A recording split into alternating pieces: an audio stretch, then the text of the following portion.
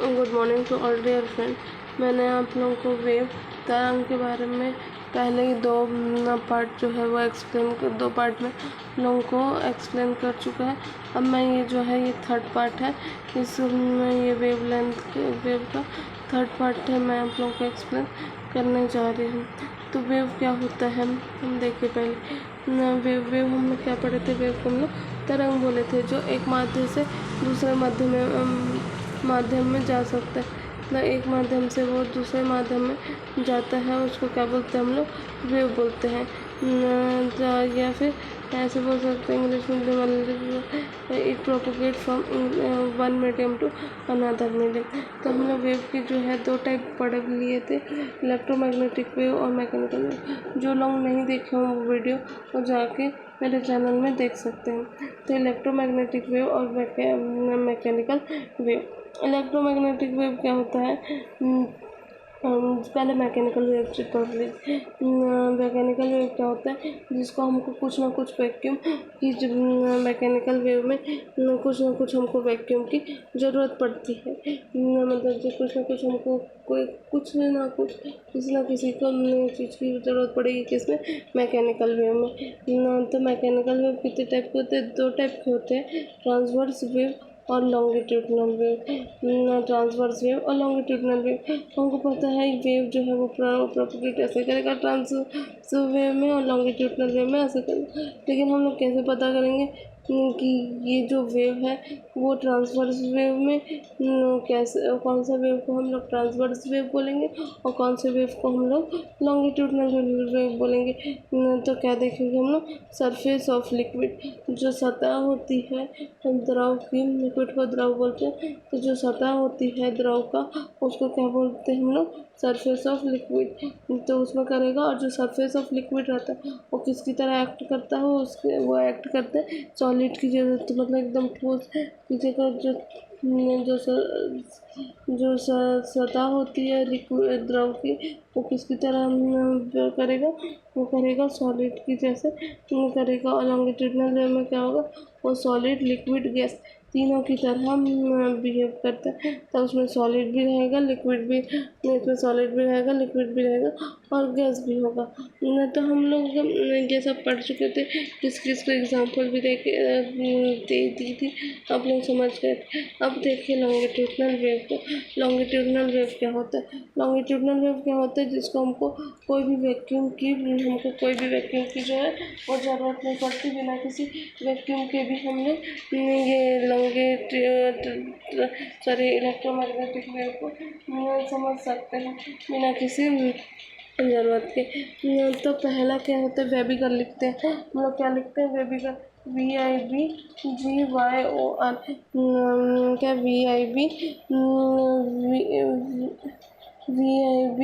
VIBGYOR, ये क्या हो जाता है? वेबिगर। वेबिगर में जो आर रहता है उसको हम लोग कैसे रिप्रेजेंट करते हैं? रेड से।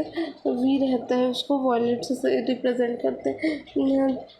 तो इसमें कितना रहता है? 400 नैनोमीटर जो है वो अगर हम लोग चेंज करेंगे, याद रखना कि 1 nanometre is equal to 10⁻⁹ meter and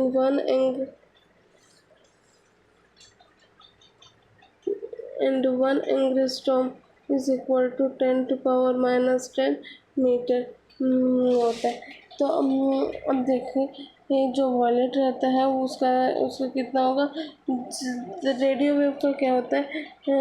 जो वेवलेंथ होता है वो लैम्डा, मतलब जो वेवलेंथ रहता है वो मैक्सिमम रहता है और फ्रीक्वेंसी जो रहता है वो मिनिमम रहता है। तो ये जो रेड का वेवलेंथ मैक्सिमम होगा जितना वॉयलेट के हिसाब से, और कॉस्मिक रे में क्या हो जाता है? वेवलेंथ जो है वो मिनिमम हो जाता है और फ्रीक्वेंसी क्या हो जाता है? मैक्सिमम हो जाता है। वेवलेंथ मिनिमम होगा तो फ्रीक्वेंसी कैसे हो जाएगा? मैक्सिमम हो जाएगा। ठीक है। तो इसका वॉयलेट का जब वेवलेंथ कम रहता है तो 400 नैनोमीटर और एंगस्ट्रॉम में 400 एंगस्ट्रॉम। और एंगस्ट्रॉम कौन किया? एंगस्ट्रॉम कहाँ से आया है? नील नील नाम के साइंटिस्ट थे। नील एंगस्ट्रॉम, उनका क्या नाम था, पूरा नाम नील एंगस्ट्रॉम। उनने वो एंगस्ट्रॉम नाम से ये जो एंगस्ट्रॉम का डिस्कवर किया है। ठीक है, अब ये जो है रेड में देखो, रेड में क्या है 700 नैनोमीटर, 700 नैनोमीटर है, जिसको हम लोग 7000 नैनोमीटर की जैसे 7000 नैनोमीटर लिखते हैं, सॉरी एंगस्ट्रॉम लिखते हैं। अब एक एक करके सभी पढ़ते हैं हम लोग। पहले इंफ्रारेड होता है। लाइट कितने टाइप के होते हैं, पहले लाइट कितने टाइप के होते हैं, 3 टाइप के होते हैं। विजिबल लाइट, लाइट कितने टाइप के होंगे, visible light, ultra violet light and infra light. तो विजिबल लाइट जो रहते हैं वो कहाँ से रहते हैं, ये रेड से लेके वॉयलेट तक जो रहते हैं वो विजिबल लाइट रहेंगे। कौन सी लाइट रहते हैं, वो विजिबल लाइट रहते हैं। जो रेड से लेके रेड कलर से लेके वॉयलेट कलर तक रहते हैं, रेड कलर से लेके वॉयलेट कलर तक रहते हैं, उसको कौन सा लाइट बोलते हैं, विजिबल लाइट। अब ultra violet light, ultra violet light में हमेशा याद रखना कि अल्ट्रा वॉयलेट लाइट जो है अल्फ़ा और बीटा, अल्फ़ा और बीटा रेज रहते हैं, किरण रहते हैं अल्फ़ा और बीटा, तब उसको अल्ट्रा वायलेट रेज बोलते हैं। और अब इंफ्रारेड लाइट, इंफ्रारेड लाइट कौन सी लाइट होती है, जिसमें हम लोग को हीट कैपेसिटी बता, अगर हम लोग कोई भी हम लोग सूरज में रख देते हैं, कोई भी बर्तन रखते हैं तो गर्म की कैसे होता है, तो उसमें कणों का कण, एक कण दूसरे कण से टकराते हैं तभी वो गर्म होगा, नहीं तो वो कहाँ से गर्म होगा। तो इसमें क्या होता है, इसको बोलते हैं हीट कैपेसिटी। मतलब जो हम लोग कोई भी पानी रखेंगे तो गर्म होगा, उसको बोलेंगे हीट कैपेसिटी बोलते हैं। किसकी मदद से होता है, ये सनलाइट की वजह से। तो हमको समझ आ गया। अभी इससे क्या होगा, इंफ्रारेड से हीट कैपेसिटी पता चलती, क्या पता चलेगी, हीट कैपेसिटी। अब ultra violet light, ultra violet light देखिए पहले, ये क्या है, सूरज, सूरज की किरणों से क्या होता है, ओजोन जो अल्फ़ा और बीटा रेज जो आती है, अल्फ़ा और बीटा, अल्फ़ा और बीटा रेज पूरा हमारे अर्थ में आती है, जो उसके सरफेस, जो भी उसका सरफेस रहता है, जैसे ये इसका सरफेस है, इसमें क्या हुआ, पूरा ओजोन लेयर जो है वो मतलब जो इसके है ओजोन लेयर कवर हो जाता है, जिससे हमको उसके बाहरी सतह पे होती है, मतलब उसके सरफेस पे बस होती है, कोई हमारे अर्थ के अंदर नहीं आती है। तो ये ओजोन लेयर हो जाता है, जिसमें हमको अल्ट्रा वायलेट लाइट मिलता है। तो ओजोन हम लोग पढ़े ऑक्सीजन, ऑक्सीजन का वो मॉलिक्यूल कितने होते हैं, O2 होते हैं, ऑक्सीजन का मॉलिक्यूल O2 होता है, जिसमें एक O और ऐड हो जाता है, ओजोन लेयर बनाने के लिए एक O और ऐड होगा, तो वो क्या बन जाएगा, O3 बन जाएगा, O3 बन जाएगा, जिसके कारण ये जो है वो पॉइजनस गैस भी बोलते हैं इसको, इसको क्या नाम से जानते हैं, और पॉइजनस गैस के नाम से भी जानते हैं, और इसको ओजोन लेयर भी, इसको ओजोन लेयर भी कहते हैं। तो अल्ट्रा वायलेट लाइट जो है उसमें हमको क्या हो जाएगा, ये पहला जो हमको वो होगा, वो क्या होगा, स्किन कैंसर होगा, और क्या होता है इससे पॉल्यूशन होता है, और ओजोन लेयर फाउंड होता है। ठीक, ना समझ आ गया। अब क्या है एक्सरेज, एक्सरे को देखिए, एक्सरे क्या होता है, जैसे भी हमारे कभी भी बॉडी में लग जाता है, मतलब हमारे शरीर में कहीं भी लग जाएगा तो हम लोग क्या कराते हैं, एक्सरे कराते हैं। तो जब भी कभी भी एक्सरे का याद रखिएगा, कभी भी कराएंगे तब एक्सरे जो वेवलेंथ में फ्रीक्वेंसी हमेशा ज़्यादा होगी, तभी हम लोग इसका जो एक्सरे रहता है वो कर सकते हैं। और ये याद रखिएगा कि ये क्या होता है, एक स्ट्रॉन्ग रेडिएशन होता है। ये कौन सा रेडिएशन होता है, एक स्ट्रॉन्ग रेडिएशन होता है। अब अगला है गामा रे, गामा रे क्या होता है, गामा रे में क्या आता है, इलेक्ट्रोमैग्नेटिक वेव, ये जो होता है वो इलेक्ट्रोमैग्नेटिक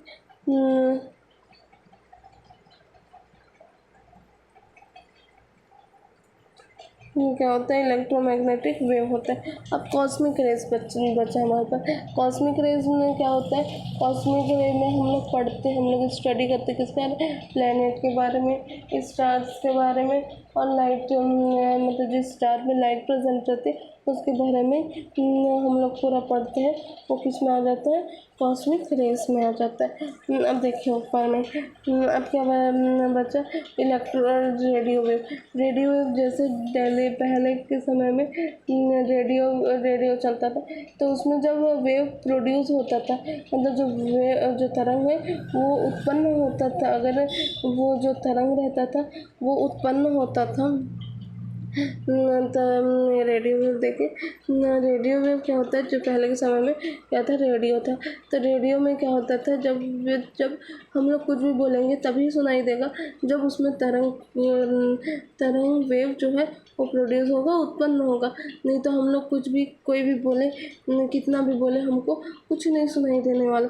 तो वैसे ही ये रेडियो वेव का तो दिल्ली से जब वो ब्रॉडकास्ट होता था, दिल्ली से होता था, वो कहाँ से ब्रॉडकास्ट होता है, दिल्ली से होता था, तो वो यहाँ सब पूरे देश में हमको सुनाई देता था।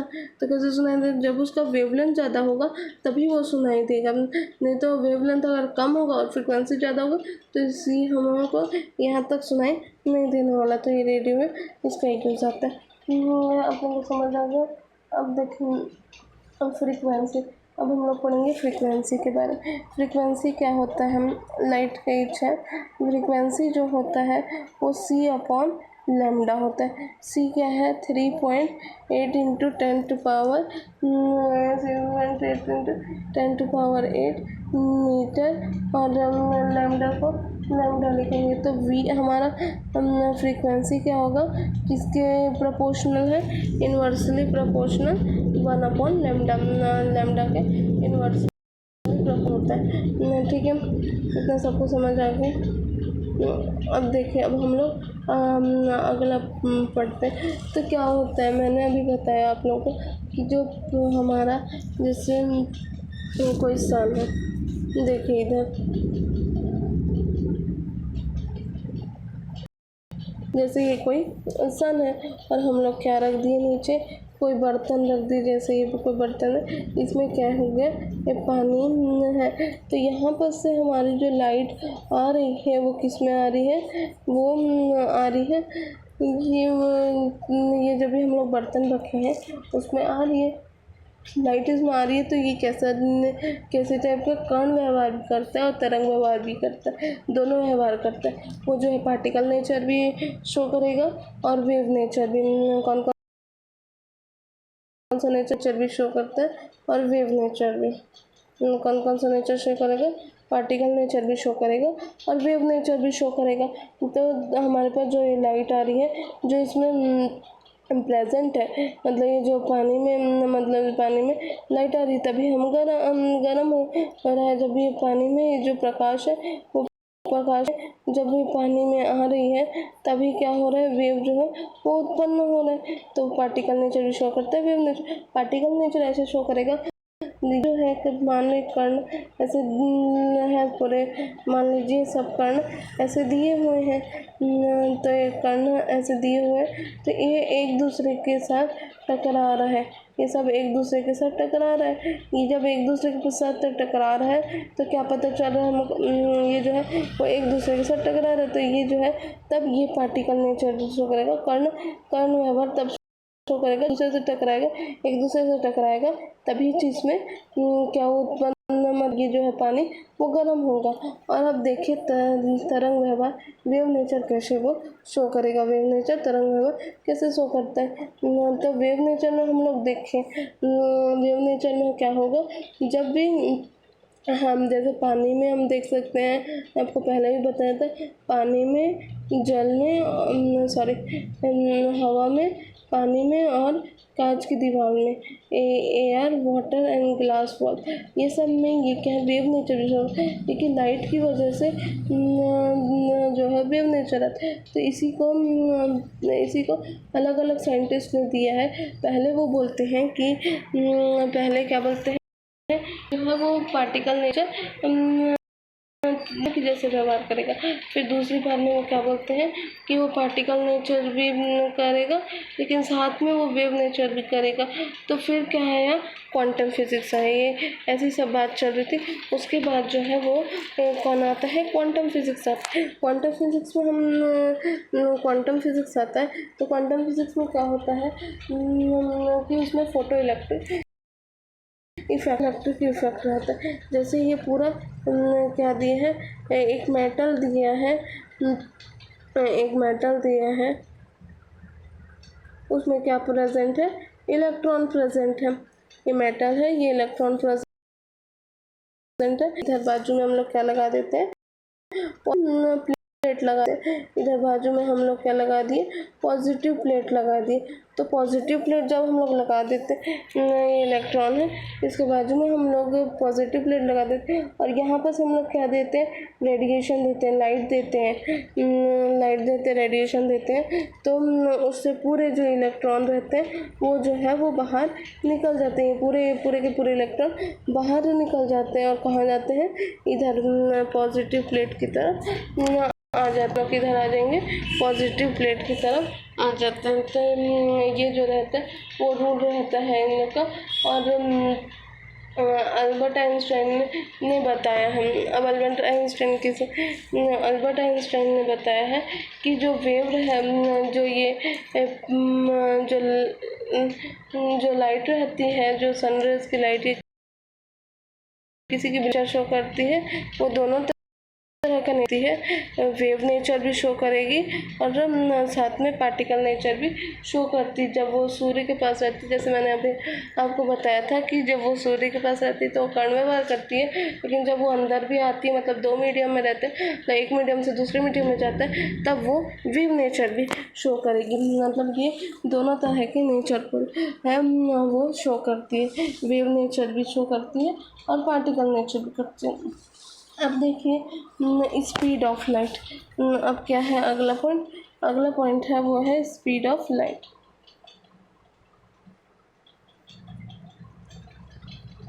स्पीड ऑफ किसके, एयर में, सबके लिए अलग अलग दिया है। एयर में, वाटर में और ग्लास में।